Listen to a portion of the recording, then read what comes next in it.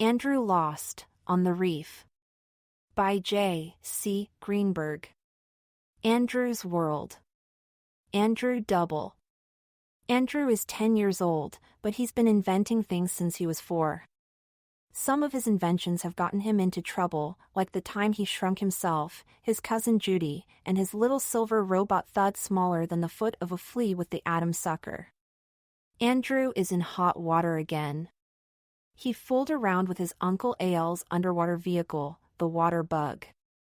Now Andrew, Judy, and Thud are about to meet some of the most dangerous creatures on Earth. Judy Double.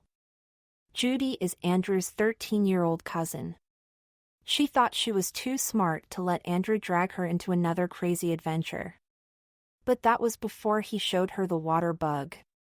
Now she's busy trying to save giant squids. Thud. The handy ultra-digital detective. Thud is a super smart robot and Andrew's best friend. This hasn't been an easy trip for Thud. He's a little worried about what's next. Uncle Al. Andrew and Judy's uncle is a top-secret scientist. He invented Thud and the water bug. Uncle Al is worried about Andrew, Judy, and Thud. He's finishing up a new underwater vehicle called the Seahorse so that he can rescue them. The water bug. It used to be an old Volkswagen Beetle until Uncle Al turned it into a submarine. Now it has a glass floor, a sharky fin on its roof, and a bathroom in the back seat. Andrew, Judy, and Thud are pretty safe when they're inside it. Too bad it's trapped on the ocean floor. Soggy Bob Sloggins. This bad guy of the sea is building Animal Universe, the biggest theme park in the world. But Soggy Bob doesn't care about the animals. He hung a sign above the aquarium in Squid World. It says Soggy Bob's giant squidwitch is coming soon. Now Soggy Bob is after Andrew, Judy, and Thud, too. Will they be able to stop Soggy Bob from turning giant squids into giant snacks? Or will Soggy Bob get them into the biggest double trouble ever? 1. Trapped.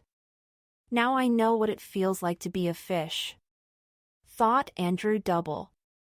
That was because Andrew's underwater vehicle, the water bug, was tangled in a huge net at the bottom of the ocean. On the other side of the net were craggy mountains of coral and fish that looked like slices of a rainbow. Cheese Louise, said Andrew's 13-year-old cousin, Judy. She was sitting next to Andrew in the passenger seat. Maybe Soggy Bob set a trap to keep us from getting to the giant squids first. Soggy Bob Sloggins wanted to capture a giant squid and turn it into giant squid witches. Andrew and Judy were trying to stop him. Maybe the water bug can rip through the net, said Andrew. He pushed the gas pedal to the floor. VRO 0000000M. The water bug used to be a Volkswagen Beetle. It had a glass floor, a sharky fin on its roof, and a bathroom in the back seat. The water bug whammed into the net, bounced off, and thumped into the ocean floor. Now the water bug's paddle wheels were caught in the net. A herd of tiny yellow box-shaped fish fluttered up to the windshield. Their big blue eyes peered in curiously at Andrew and Judy. Meep. Try Octotool, came a squeaky voice. It was Andrew's little silver robot and best friend, Thud. He was sitting in a pocket of Andrew's underwater suit. Good idea, Thud, said Andrew. He pressed a black button on the dashboard. Untangle water bug, said Andrew into a microphone near the steering wheel. Glurp. We'll try, came the voice of the water bug. The hood of the water bug popped open and the gray tentacles of the Octotool slithered out. They snatched at the net and tugged. But the water bug wasn't coming free. Instead, the Octotool's tentacles got tangled in the net, too. Glurp. Alert! Alert, said the water bug. Octotool trouble. Tentacles trapped. Oh, said Andrew. Looks like we'll have to get out and do it ourselves. Judy groaned. Cheese Louise! The last time we left the water bug, we got swallowed by a whale. Andrew wasn't listening to her. While we're out there, he said, we can get the lava boogers out of the super sniffer. On the hood of the water bug was a nose-like invention called the super sniffer. It tracked things in the water the way a dog tracks things on land, by smell. Andrew and Judy needed the super sniffer to find the giant squids. They had to get to them before Soggy Bob. But the super sniffer was clogged up with lava boogers from an underwater volcano. Look, said Andrew. He pointed to a part of the net ahead of them. It was squirming.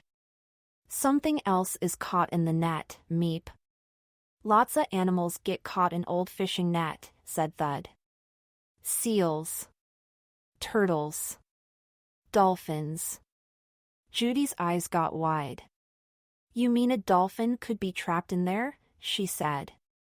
Yoop. Yoop. Yoop, said Thud. Judy sighed. We've got to get out there right away and see what it is. Judy and Andrew pulled their Bubble Duds helmets over their heads. Their Bubble Duds were bumpy green suits that let Andrew and Judy breathe underwater. There were headphones inside the helmets that let them talk to each other, too. Andrew made sure Thud's bubble bag was tightly closed. Thud was never supposed to get wet. Then Andrew sealed Thud inside a front pocket of his Bubble Duds. Andrew and Judy pressed buttons on the sides of their seats. Flamp! Their seats flipped over, and they popped outside the water bug. Peering through the green water, Andrew saw that the net was drooping from strange tall shapes. They reminded him of the ribs of a dinosaur. Andrew and Judy swam over to the squirming bundle in the tangled net. Suddenly Judy stopped. Wait a minute, she said. What if it's a shark? Mermaid? We'll have to be careful, said Andrew. The bundle was as big as a basketball player, a very fat basketball player. Little by little, Andrew and Judy tugged the net away from it. The first thing they saw was a flopping tail. It looked like a big gray ping-pong paddle. That's not a shark tail, said Judy. Meep. Manatee tail, said Thud. Manatee called sea cow. Eat lots of grass. Look! Thud's face screen flashed a picture of an animal that looked like a lumpy beach toy. Oh, said Judy, pulling the net away from a flapping flipper. A long time ago, sailors thought manatees were mermaids. Manatees are gentle and sweet. Maybe, said Andrew. But a manatee sure doesn't look like a pretty girl with long hair and a fish tail. He dragged the net away from a chubby face with tiny round eyes. It looks more like a baked potato with flippers, he said. Meep. Manatee mammal, like dolphin, said Thud. Gotta breathe. Soon. Let's hurry, said Judy. At the count of 3, pull your end of the net, Andrew. 1, 2, 3. Erg, said Judy. Woofers, said Andrew. Finally, the manatee was free. It nodded its pudgy head, paddled its flippers, and circled up into the water. But it couldn't find a way through the net. We have to find a hole in the net, said Andrew. Judy shook her head. We need to cut through it, she said. I'll see what I can find in the water bug, Meep. Gotta hurry, said Thud. Not much time left for manatee. Andrew swam along the net, searching desperately for a hole. Judy scuffled quickly toward the water bug, kicking up silvery puffs of sand with every step. Then Judy noticed the top of a brown bottle sticking out of the sand. She leaned over and pulled it up. Crack! It broke. Judy was holding half a bottle. She used a shell to dig up the other half, then carefully picked it up. Andrew! Judy yelled as she scurried back toward the manatee. She handed Andrew half of the broken bottle. The edges were jagged and sharp. "Be super careful," she said, "but start chopping the net." Judy and Andrew began hacking away. Soon they had cut a big hole. The manatee seemed to understand. It came up to the opening in the net and swam through. Andrew and Judy watched the chubby creature paddle toward the surface. "Yay," said Andrew. "We saved the manatee." Judy smiled. Andrew looked closely at the broken bottle in his hand. The glass was thick and wavy. There were bubbles in it. Seashells were stuck to it. "This doesn't look like the glass bottles you get at the store," said Andrew. Bottle old, said Thud. "Maybe 200 years. "How do you know?" asked Andrew. "Meep." "Bubbles in glass," said Thud. "Old bottle made by blowing hot glass. Glass blower stick hot glass lump at end of pipe, then blow glass like bubble gum." Thud pointed to the huge bony shapes that surrounded them.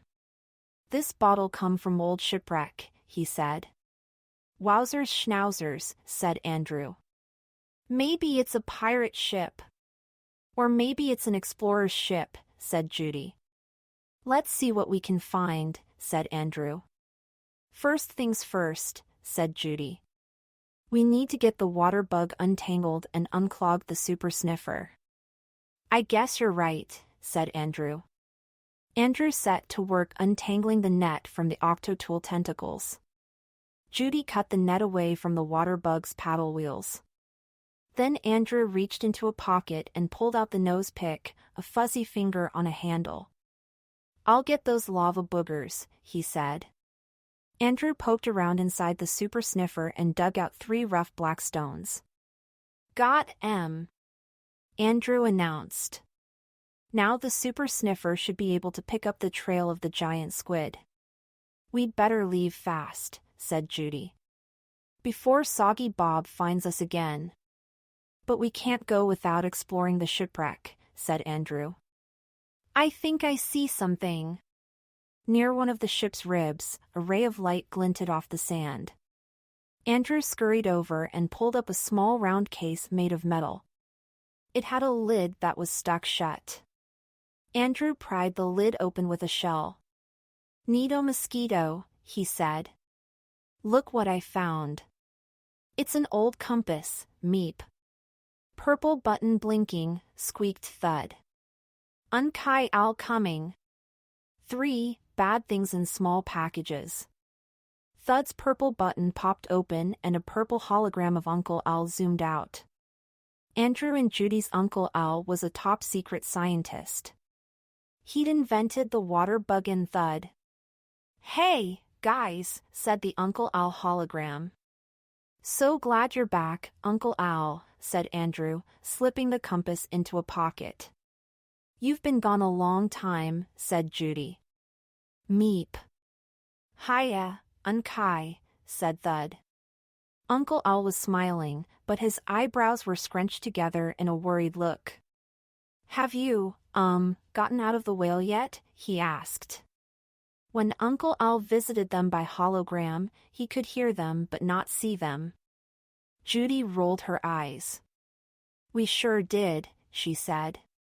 "We, got pooped out," said Andrew. "That's great," said Uncle Al. His smile stretched across his face. "Great," said Judy. Uncle Al shrugged. "It's a lot better than not getting out at all," he said. "But where are you now?" Andrew brushed away a purple-striped fish nibbling on the knee of his bubble duds. "The water bug got trapped in a fishing net," he said. "We're outside untangling it. It looks like we're near a coral reef." Something that looked like a baseball swam up to Andrew's face mask. It had 8 little tentacles. "Wowzers," said Andrew. "That's weird." "What is?" asked Uncle Al. "It's a tiny little octopus," said Andrew. Look, said Judy. It's got beautiful blue rings. They're flickering like a neon sign.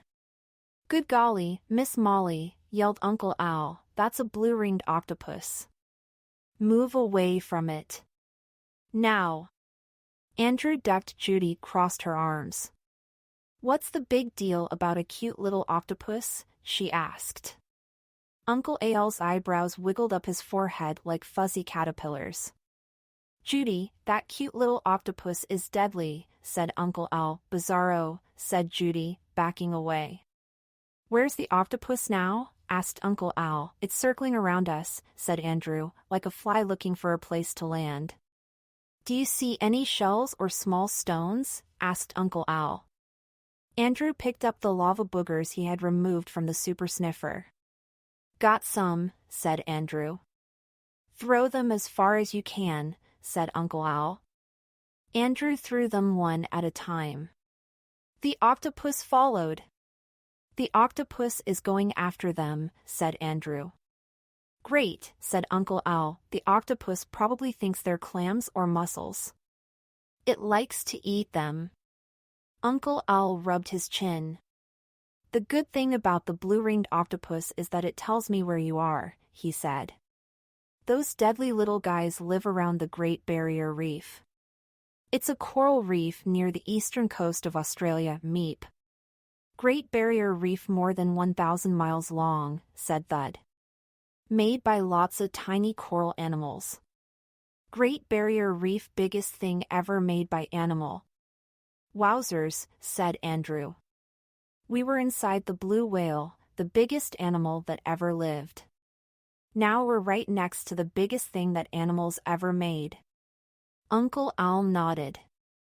The Great Barrier Reef is a strange and beautiful place. It's also home to the most dangerous animals on Earth. Danger comes in small packages there.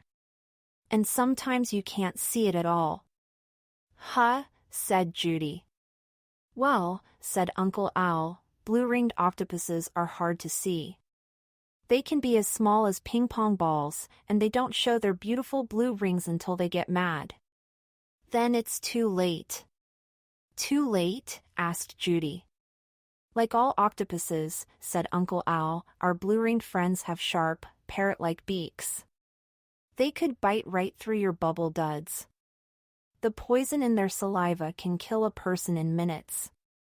So rule number 1 is never make a blue-ringed octopus mad. But I didn't do anything to get it mad, said Andrew. Uncle Al scratched his head. That's strange, he said. There are other creatures to watch out for too, like the meep. Sea wasp jellyfish. Thud interrupted. Ah, yes, said Uncle Al, if there was a contest for the most dangerous creature on Earth, the sea wasp would win. It's a small, box-shaped jellyfish with tentacles 15 feet long. Its sting can kill a person in seconds, meep. Sea wasp clear like glass, said Thud. Hard to see. But bubble duds protect Druid and Udi from sea wasp. Yes, said Uncle Al, but if there's even a tiny hole in your bubble duds, you could get stung. And please do not touch any -KK, KKK. KKKKK came a scratchy sound through Andrew's and Judy's headphones. The Uncle Al hologram started spinning. It shrank down to a tiny dot and disappeared. Well, I'll be a bullfrog's brother, growled a voice through their headphones. It's those double brats again. Oh no, said Judy. It's Soggy Bob. 4, clack. Clack. Clack. Andrew saw a silvery streak coming toward them. It was Soggy Bob's underwater vehicle, the Crab Mobile. Get into the water, Bug, Judy, said Andrew. Andrew and Judy swam to the underside of the water bug and pressed the buttons under the seats. Flamp. The seats flipped out. Andrew and Judy strapped themselves in and pressed the buttons on the sides of the seats. Flamp. They flipped back into the water bug. Glurp. Just in time, said the water bug. Andrew pushed the gas pedal all the way to the floor and felt the paddle wheels start to spin. The water bug began to pull itself out of the sand. Clack! Clack! Clack! The claws of the crabmobile were cutting through the net above them. The water bug zoomed forward and sped through the hole they had made for the manatee. But before they could get away, a door at the front of the crabmobile slid open. A big black suction cup on a thick black cord shot out. Boing! It stuck to the hood of the water bug. Andrew and Judy slammed against their seats. Then wham, the water bug snapped forward. Woofers, said Andrew. Airy, said Judy. It feels like someone's playing volleyball with my stomach. Ploo-you-ump. The water bug's rubber blubber buggy bumper bounced into the front of the crabmobile. Its glass dome was right in front of them. Inside they could see the shiny bald head of Soggy Bob Sloggins. His thin lips were twisted into a nasty smile. Awk! Awk! Awk! Came the mocking laugh of Bob's ultra-robot parrot partner, Burp. He was flapping his wings on the back of Soggy Bob's zebra-striped chair. Andrew and Judy heard the rustle of Burp's blue metal feathers. Hope you like my no-go yo-yo, said Soggy Bob happily. Ever since he had attacked the water bug with his electrical eel, Soggy Bob could talk to Andrew and Judy whenever he wanted to. But they couldn't talk back. "I gotcha now, you mud puppies," snickered Soggy Bob. "Some friends of mine are gonna babysit you while I go huntin' that giant squid." Soggy Bob pulled a big red handle. A rope at the back of the crabmobile towed something closer. It was a metal cage with thick bars. Inside the cage were 3 big gray sharks. They were chewing on the bars of the cage. "These little fellas are a touch grouchy," said Soggy Bob. "They're losing their baby teeth." Heh. Heh. Heh. Clack. Clack. Clack. The crabmobile's claws were moving toward the water bug's doors. "Soggy Bob is going to pull our doors off," said Judy. Andrew pressed the black Octotool button. But the hood of the water bug wouldn't open.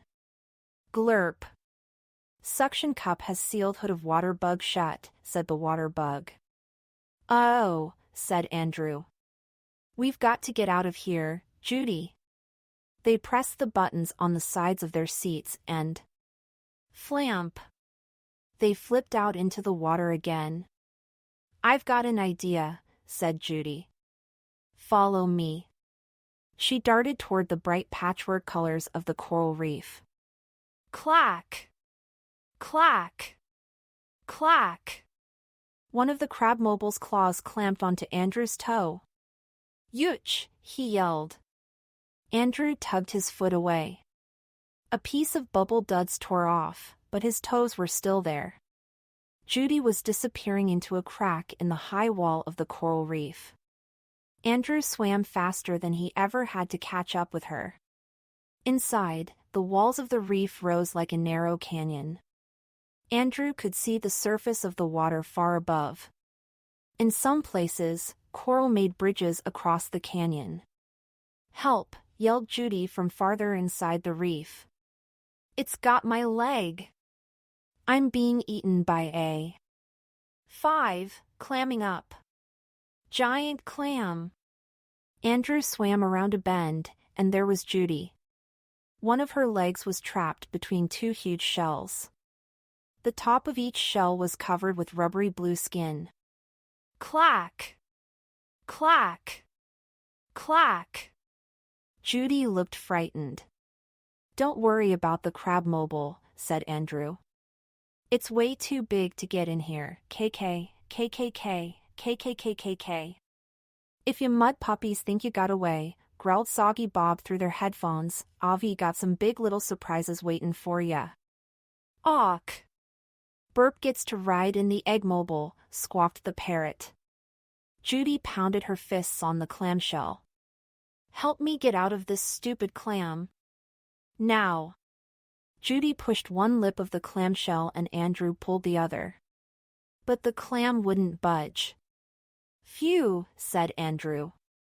This is an awfully strong clam, meep. Got idea, said Thud from the pocket of Andrew's bubble duds. He pointed to little black spots on the edge of the clam's bright blue skin. Giant clam got eyes, said Thud. Can see light and dark. When giant clam see Udi's shadow, it close shell. Who got mini flashlight? I do, said Judy, pulling a flashlight out of her front pocket. Meep. Shine light on clam, said Thud. Clam get lots of light, clam open up. Judy snapped on the flashlight and shined it on the clam. It began to open. Well, thank you, said Judy as she pulled her leg out. I don't know what Burp is up to, said Andrew. But we'd better find a place to hide. They swam deeper into the narrow passageways of the reef. It was a maze with branching paths. Awk! Squawked Burp. Roses are red, octopuses are blue, lots of scary things are waiting for you. Awk! Andrew pointed to a dark crack in the reef wall. It was almost hidden by waving coral fans. We can hide here, he said. Judy wedged herself into the crack. Andrew squeezed in after her. Flume! A giant egg, tall as a person, zoomed by the crack. There was a round window at the front of the egg. At the bottom of the egg were two huge metal bird claws. And inside the egg was Burp. The egg mobile is kind of neat, said Andrew. Hey, Burp, yelled Soggy Bob. You see anything yet? Awk! Not yet, said Burp. But I'll find them. I suspect you're just having fun zooming around at top speed, said Soggy Bob. I'll want you to look into every nook and cranny. Start from the beginning. Awk! All right, boss, squawked Burp. Flume! The egg mobile zoomed past in the opposite direction. Listen, said Andrew. It will take Burp a long time to look into all the cracks in the reef. Andrew peeked out into the main passageway. We can pile up rocks out there, he said. When Burp comes zooming through again, maybe the egg mobile will become a scrambled egg mobile. Then we can use the compass I found to circle back to the crab mobile. We'll sneak up from behind and get the water bug. Judy shook her head. Another bug brain special, she said. What if Burp sees the wall and just goes over it? Andrew scratched his head. Meep. Druid and Udi pile rocks, said Thud. Thud look for something. Thud, said Andrew, I can't let you wander around on the reef. You could get eaten by a fish or something, meep. Thud not good fish food, said Thud. Gotta go. Thud pushed himself out of Andrew's pocket and jumped onto the coral. Even though he was wearing his bubble bag, he scrambled away quick as a crab. 6 strong muscles. Andrew and Judy gathered loose pieces of rock and piled them up in a narrow space between the coral walls. It wasn't long before Andrew felt something poke his ankle. Andrew turned to see a big pile of shells at his foot. They looked like black clams. Meep. Found M, came a squeak from behind the pile. Thud was pushing it. Thud, cried Andrew. Andrew picked Thud up and put him back in his pocket. What have you got there? He asked. Meep. Muscles, said Thud. Muscle animal makes strong, strong glue. If egg mobile touch muscle glue, egg mobile stick. Wowzers schnauzers, said Andrew. Glue that works underwater. I wish I had thought of that, meep. Put mussels on top of piled up rocks, said Thud. Mussels spread glue. If Eggmobile bump into rocks, Eggmobile gets stuck. Andrew picked up the mussels and placed them on the rock pile. Long, sticky threads oozed from the mussels and onto the stones. But a few of the mussels didn't seem interested in spreading their glue. Andrew gathered them up. "I think these guys are sleeping," he said. He put them into one of his pockets.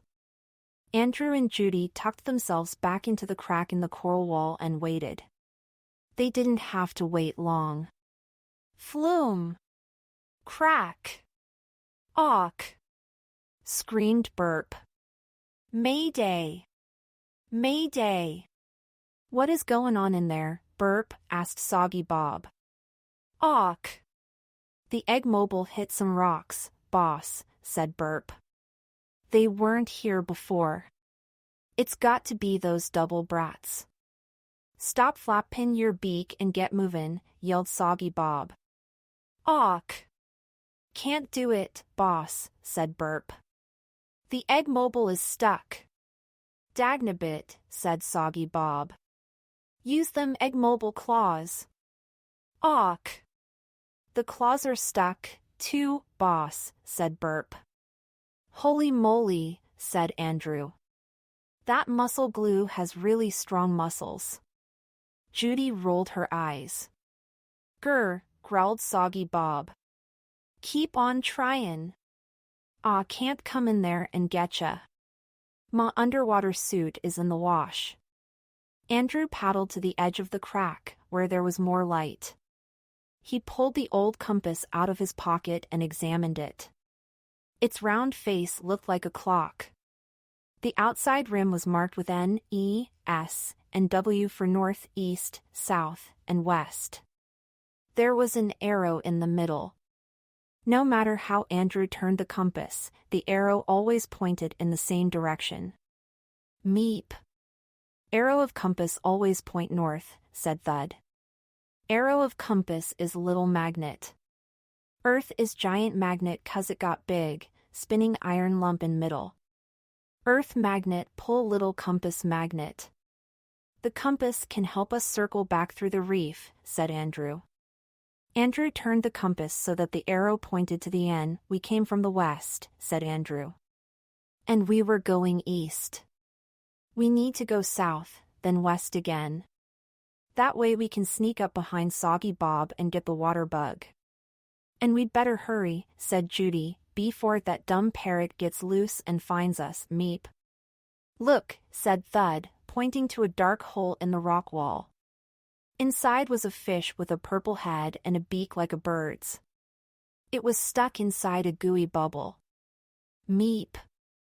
"Parrotfish," said Thud. "It's stuck in slime," said Andrew. "Let's get it out," said Judy. "No op. No op. No op," said Thud. "Parrotfish make mucus goo sleeping bag. Mucus goo hide smell of parrotfish. Lots of fish hunt by smell. Not find parrotfish. Sleeping bag taste bad, too." "We'll let the little guy snooze," said Andrew. They quickly swam out of the crack and into the main passageway, hoping that Burp wouldn't see them. They paddled farther into the reef, looking for a passage that would take them south. Since they were swimming east, south would be on the right. Judy pointed to a rock that seemed to be covered with dust mops green, orange, red, and purple. Their frilly threads fluttered as Andrew and Judy swam by. "Meep. Animal called sea anemone," said Thud. "Cousin of jellyfish. Got nasty sting." "Look at those pretty little orange fish swimming in the anemones," said Judy. "They're not getting stung." "Meep. Clownfish," said Thud.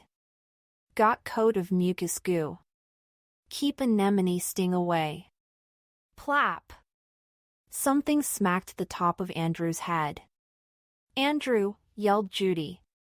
"There's a blue-ringed octopus on your head." 7. Feeling blue.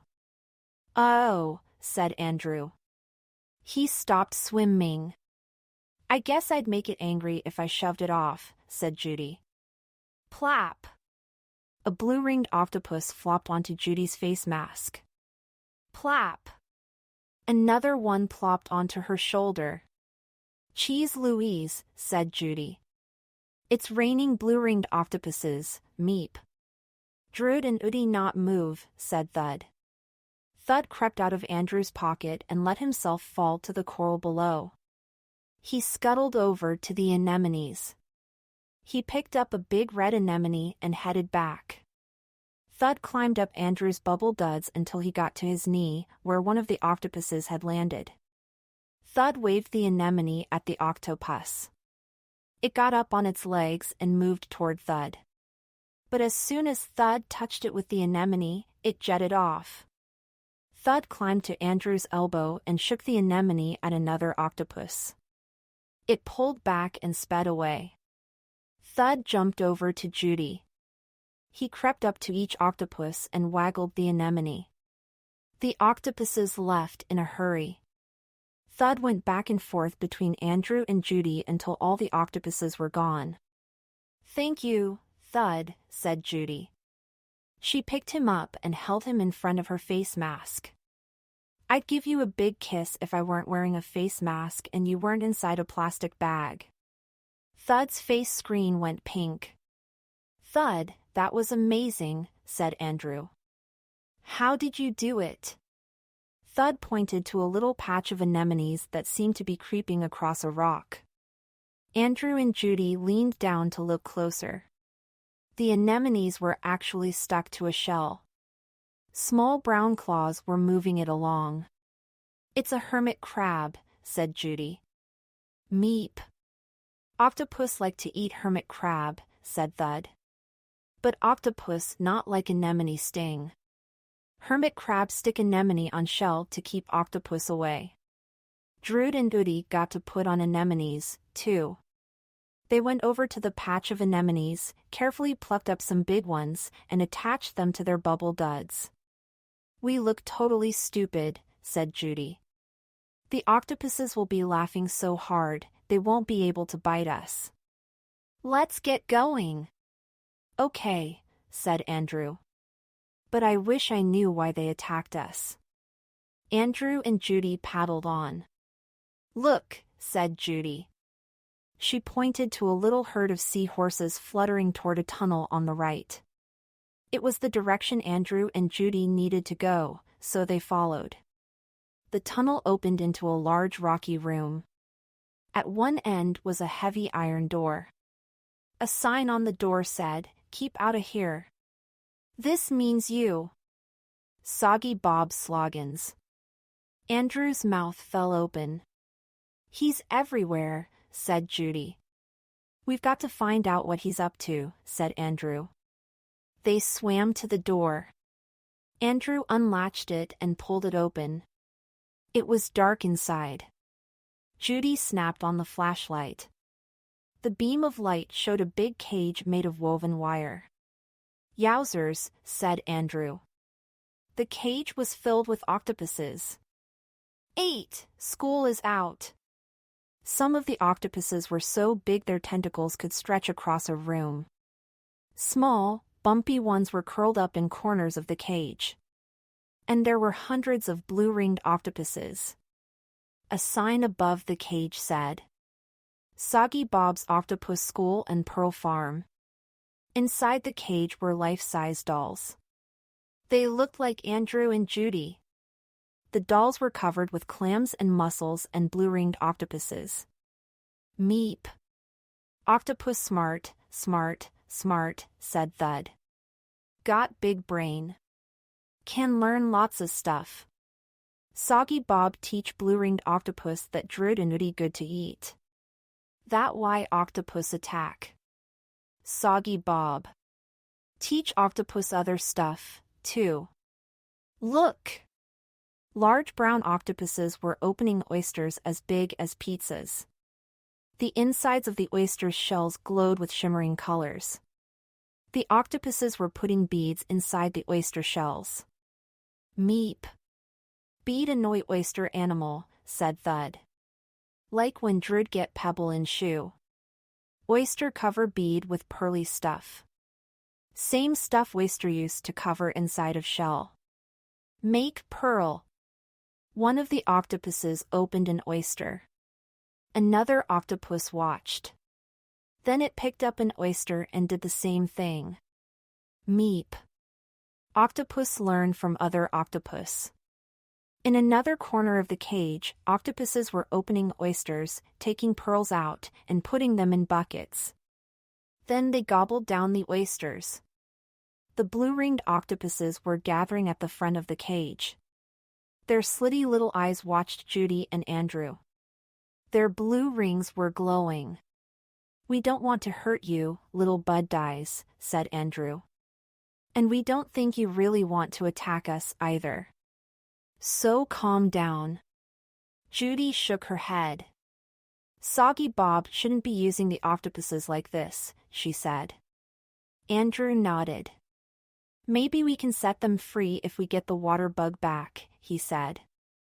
More and more octopuses were gathering by the door to the cage. Suddenly a tentacle reached through the cage and lifted the door latch. The door flung open, and a flood of octopuses rushed out. Judy flattened herself against the sand. "The anemones will protect us, right?" she asked. "Eek!" yelped Thud.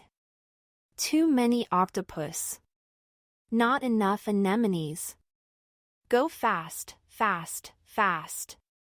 Andrew and Judy paddled furiously. Most of the octopuses jetted away. But a crowd of blue-ringed octopuses followed them. "Over here," said Judy. She squeezed into a crack in the coral wall. The edges of the wall were covered with anemones. Andrew hurried in after her. The octopuses gathered outside. They looked in, but they wouldn't pass the anemones. They waved their tentacles and jetted off. When Andrew and Judy hadn't seen any blue-ringed octopuses for a while, they crept out. "Phew," said Andrew. "I think they're gone." "At least we haven't run into any of those sea wasp jellyfish," said Judy. Andrew scratched his head. "Uncle Owl was trying to warn us about one more thing," he said. "I wonder what it was, Meep." "Lots of danger near Great Barrier Reef," said Thud. He pointed to his face screen. "Got lionfish, Meep. Lionfish got lots of poison spines on back." "Scorpionfish got poison spines, too," said Thud. Thud's screen blinked and showed a fish that looked like a pile of gray rags.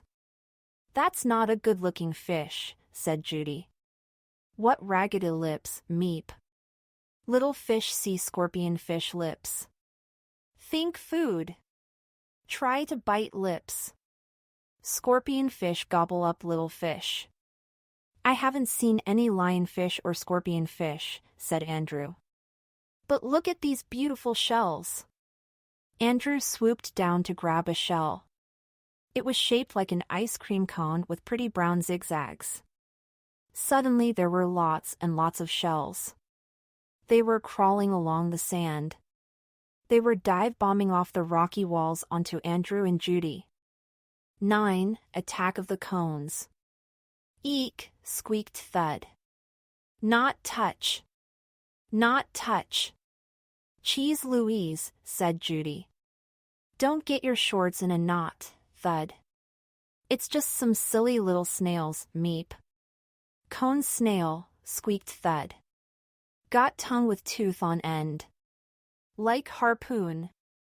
Snail shoot tooth into prey animal. Tooth got lots of poison. "Strong, strong, strong."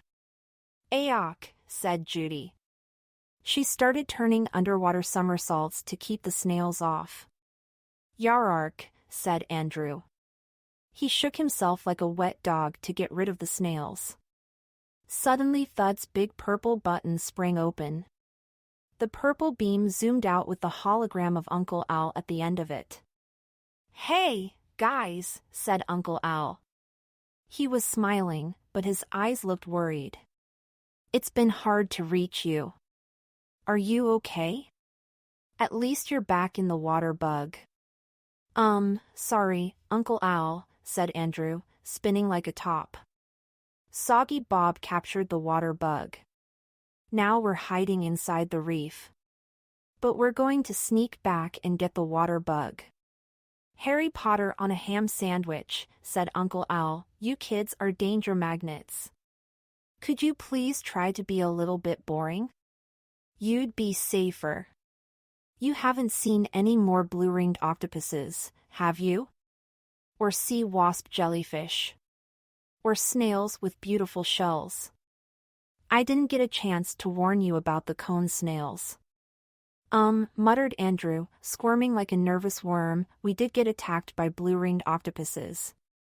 Soggy Bob trained them to attack us.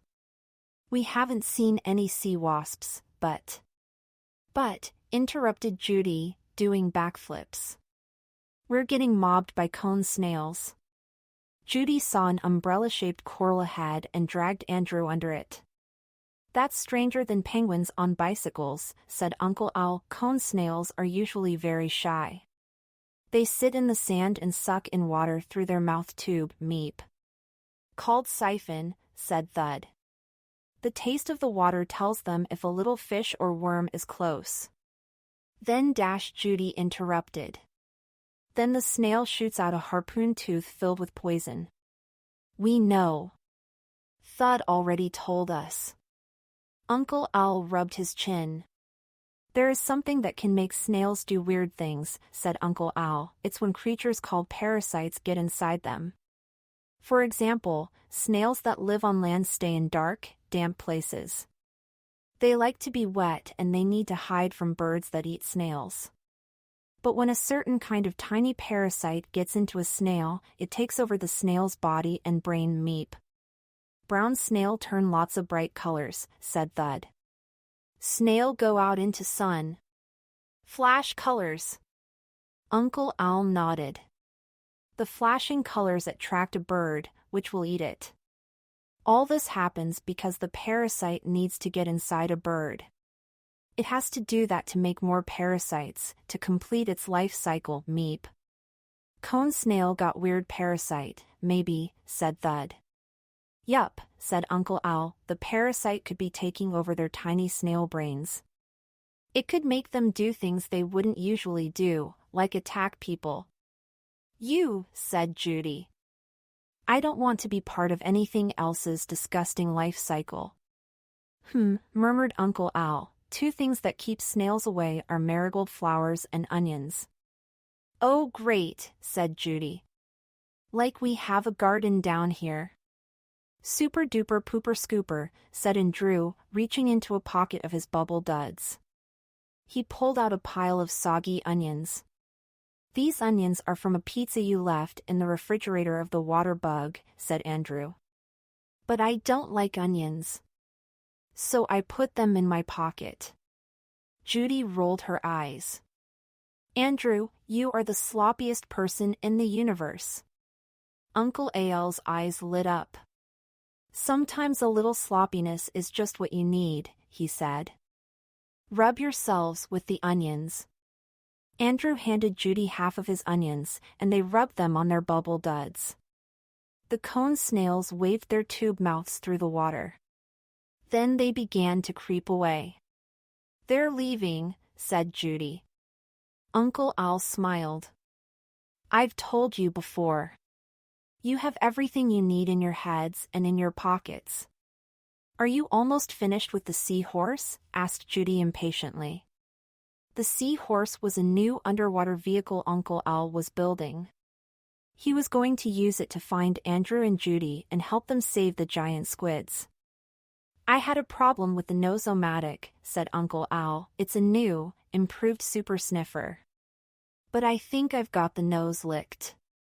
Well, hurry up, said Judy. This stupid coral reef is scary and dangerous. Uncle Al nodded. I'll be there just as soon as KK.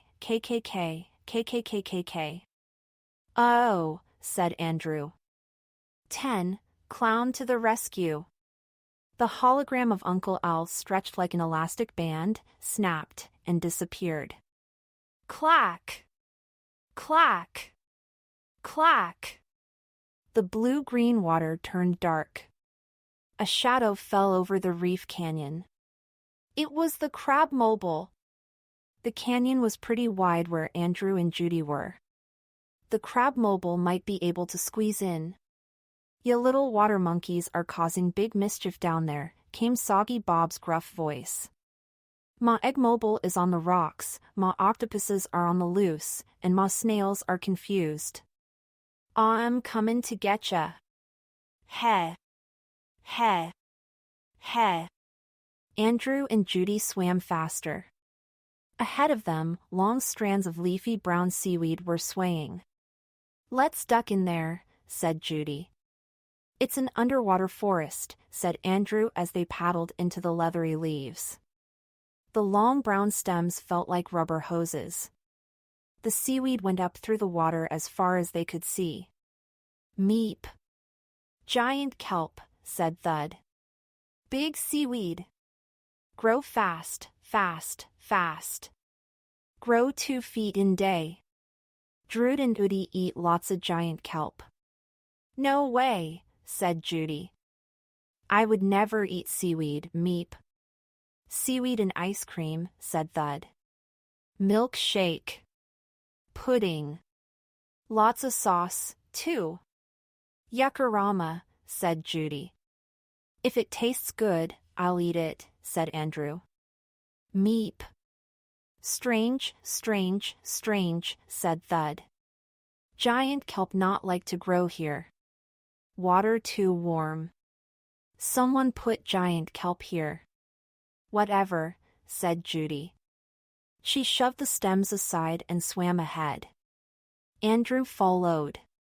The seaweed forest was so thick Andrew couldn't see Judy in front of him. "Ugh!" yelled Judy. "They're so icky." Andrew scrambled through the giant kelp to a circle of open water. In the middle, Judy was kicking her legs and flapping her arms like a big bird. "What's going on?" asked Andrew. "It's the sea wasp jellyfish," yelled Judy. "I don't see anything," said Andrew. "That's because they're transparent, bug brain," said Judy. "But I can feel them. They're all squishy and icky. And look!" She pointed to a sign hanging on the seaweed, "Soggy Bob's SEA Wasp Branch Meep." "Bubble duds protect Udi," said Thud. "But Drid got big problem." Thud pointed to Andrew's foot. It was exposed where the crab mobile had torn away the bubble duds. Judy pushed her way through the sea wasps and swam over to Andrew. "We don't have any more bubble duds patches to cover your foot," she said. A little orange clownfish swimming through a bright pink anemone caught Judy's eye. "Wait a minute," she said. "Clownfish are covered with mucus that keeps them from getting stung by anemones. Anemones sting like jellyfish." Judy leaned over the anemone. She opened her hands slowly, then quickly grabbed the clownfish. "Got him," she said. She held the fish gently and rubbed the side of it with her finger. "Andrew, bring your foot up here," she said. Judy took the mucus goo she had rubbed off the fish and spread it onto Andrew's foot. "This might work," she said. Judy looked at the little clownfish. "You've got plenty of goo left, little fella." She put him back into his anemone. Judy pulled Andrew's arm. "Come on, bug brain," she said. They made their way through the swarm of sea wasps. The jellyfish were hard to see, but Andrew felt the soft, jello-y blobs as he paddled through. Then he felt tentacles wrap around his foot. 11, bye-bye, Bob." Andrew held his breath, but all he felt was a little tickle. Andrew and Judy got to the far side of the sea wasp corral and pushed through the giant kelp. They were in a narrow part of a coral canyon. It was getting dark. Nighttime was coming. Above them, Andrew could see the shadow of the crab mobile. It was towing the water bug and the cage of sharks. In the craggy walls around them, parrotfish were tucked into mucus goose sleeping bags. A huge octopus was stuffed into a cave. It looked more like a lumpy rock than a live animal, but its slitty eyes were watching them. Suddenly, Andrew had an idea. He pulled the pink and purple anemones off his bubble duds and placed them gently on some flat rocks. "Andrew," yelled Judy. "What are you doing?" Slowly, the octopus curled a tentacle toward one of Andrew's pockets. It was the pocket where Andrew had put the sleeping mussels. Andrew moved away. The tentacle wiggled in Andrew's direction, but the octopus stayed in its cave. Andrew pulled the mussels out of his pocket. "Maybe there's enough," he said. "Come on, Judy. Take off your anemones and let's get the water bug." "Are you nutso?" said Judy. "We don't have anything to protect us from those awful crab mobile claws or to cut the water bug loose." Andrew smiled. "Oh yes, we do," he said. Andrew paddled higher in the water and wagged the mussels. The octopus twirled its tentacles toward Andrew's hand. Andrew swam higher and dangled the mussels out of the octopus's reach. "Here, octopus, octopus, octopus," said Andrew. The octopus jetted out of its cave. Andrew scrambled up toward the surface. He could feel rubbery tentacles poking at his back. One of them wrapped itself around his ankle. Andrew came up behind the crab mobile. He stuck some mussels onto the cord of the no-go yo-yo. Then he stuck some onto the giant suction cup. Andrew crossed his fingers and hoped the mussels were sticky enough to stay. The octopus let go of Andrew's leg and flung itself at the mussels on the cord. "Judy," yelled Andrew to his cousin just below. "Quick! Get into the water bug!" Andrew dove under the water bug. Judy was already there. They pressed the buttons on the bottom of the water bug seats. Flamp! The seats flipped out. Andrew and Judy belted themselves in, pressed the buttons on the sides of the seats, and flipped themselves inside. Glurp! "I tried to escape," said the water bug. "I wanted to rescue you. But the suction cup kept my hood shut." "It's okay," said Andrew. Outside, the octopus was chomping the mussels. It chewed right through the cord. The water bug was free. Then the octopus slapped itself onto the hood and munched off the mussels and the suction cup. Soggy Bob must have felt the cord come loose from the crab mobile.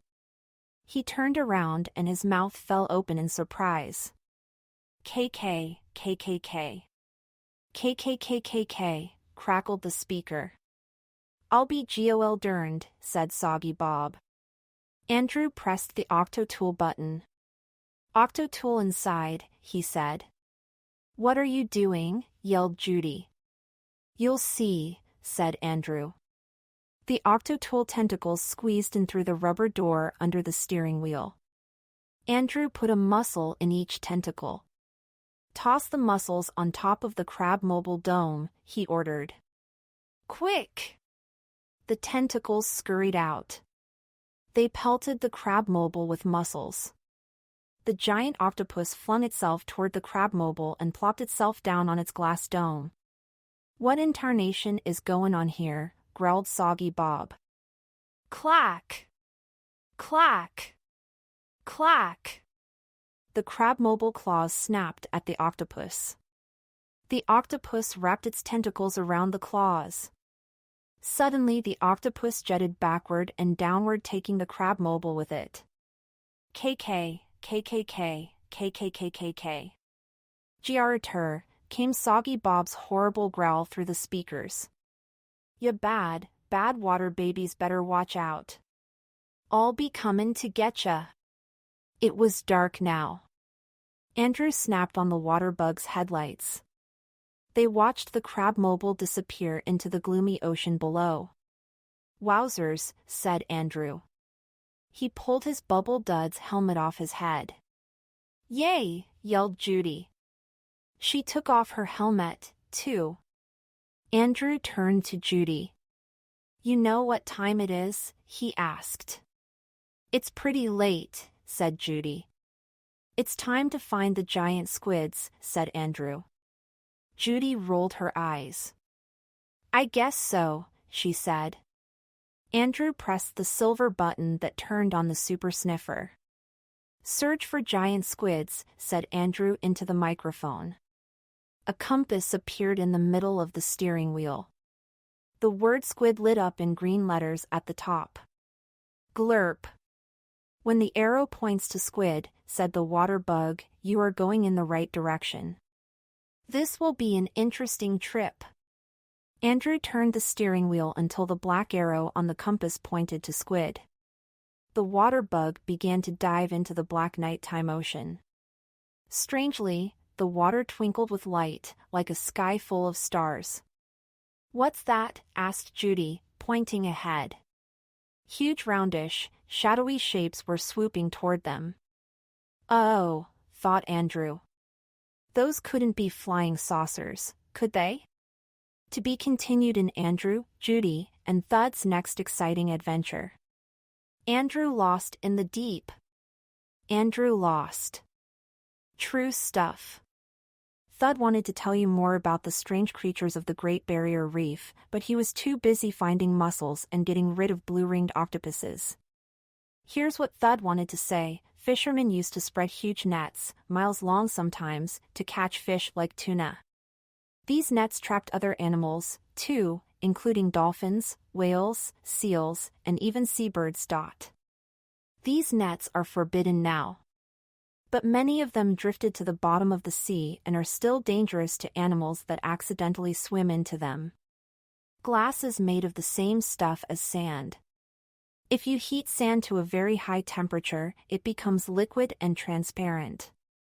When the melted sand cools, it becomes glass. Mayday is a signal used in emergencies.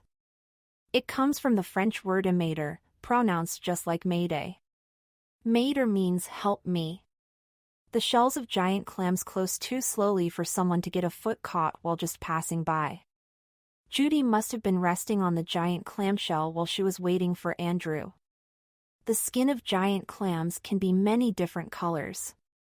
That's because of the little plants called algae, that live inside the skin. The clam provides a protected place for these tiny plants to live, and the plants help make food for the clam. Scientists think the very center of the Earth is a giant core of solid superhot iron. Around the solid iron is a layer of melted iron. This layer spins around slowly. The spinning is what creates the Earth's magnetism. And it's why compasses work. Mussels use their powerful underwater glue to anchor themselves to rocks. Scientists are trying to adapt the sticky stuff to use in wet places, like cementing teeth into mouths and joining broken bones together. Besides making mucus cocoons, parrotfish have another special ability. Female parrotfish can become male parrotfish. The stinging cells of jellyfish look like tiny hooks at the end of a fishing line. Each cell is so small that it would take 100 of them to cover the period at the end of this sentence. When a jellyfish stings, millions of these microscopic barbs jab into a creature's skin and inject their poison. There is a skin cream made from clownfish mucus. Swimmers rub it on to keep jellyfish from stinging. Find out more. Visit www.andrewlost.com. Where to find and more true stuff. Want to find out about the amazing and mysterious things that can happen in the underwater world? Read these books. Dolphin Adventure by Wayne Grover, New York, Harper Trophy, 1990. This is the true story of how a family of dolphins asked humans for help to save their injured baby. Shark Lady, True Adventures of Eugenie Clark by Ian McGovern, New York, Scholastic, 1987, and Adventures of the Shark Lady, Eugenie Clark Around the World by Ian McGovern, New York, Scholastic, 1998. In these books, a 9-year-old girl who loves to watch the fish in her aquarium grows up to study sea creatures all over the world. She swims with flashlight fish, rides a monster whale shark, and gets caught in the claws of a giant spider crab. Eyewitness, Ocean by Miranda McKitty, New York, DK Publishing, 2000. Lots of information and great pictures tell the story of the oceans, how they were made, what lives in them, and how we explore them. Oceans by Seymour Simon, New York. HarperCollins Children's Books, 1997. You'll feel the waves when you see these pictures. Lots of great information, too. For example, there are 100 billion gallons of water in the ocean for each person on Earth. The Octopus, Phantom of the Sea by Mary M. Cerullo, New York, Cobble Hill Books/Dutton, 1997. Want to find out more about octopuses, including how smart they are and the tricks they play on humans? Read this. Sea Jellies, Rainbows in the Sea by Elizabeth Tainter Gowell, London, Franklin Watts, 1993. Jellyfish aren't fish. They don't have hearts or brains or bones, but they hunt and eat and reproduce. They can be smaller than your fingernail or bigger than a washing machine. You can find out how these blobby creatures live and see lots of them in this book. Turn the page for a sneak peek at Andrew, Judy, and Thud's next exciting adventure. Andrew Lost in the Deep. Available July 2004. 1. Night Lights. 10-year-old Andrew Double drove deeper and deeper into the ink-dark ocean. In the headlights, he could see huge dishy shapes swooping closer and closer. Those couldn't be flying saucers, he thought. We're underwater, so they'd have to be swimming saucers. The flying saucer shapes were in front of the water bug's headlights. The shapes had mouths that were open wide. "Cheese Louise," said Judy. "What are those things?" "Their mouths are big enough to swallow us, meep." "Manta ray," said Thud, the little silver robot in the front pocket of Andrew's underwater suit. "Manta ray not eat people. Just eat tiny stuff. Manta mouth like big net." Judy frowned. "That's what you said about the whale, smarty pants," she said. Little bursts of bright blue light exploded around the water bug. The manta rays tumbled around the water bug, gobbling up the mini fireworks. "Wowzers," said Andrew. "What's going on out there, meep?" "Light come from animals with light inside," said Thud. "Called bioluminescence. Mean living light. Living light help animals find same kind of animal for mate. Find prey to eat. Scare hungry predator, too. Like big camera flash in face. Ocean got lots of living light." "Look," said Thud, pointing outside. As far as they could see, the endless dark ocean twinkled with a zillion tiny lights. Suddenly the manta rays flapped away into the glittering blackness like a flock of flying carpets. Beyond the headlights of the water bug, Andrew made out a strange shape coming toward them. "Wowzers schnauzers," said Andrew as it came closer. "It looks like a swimming chainsaw."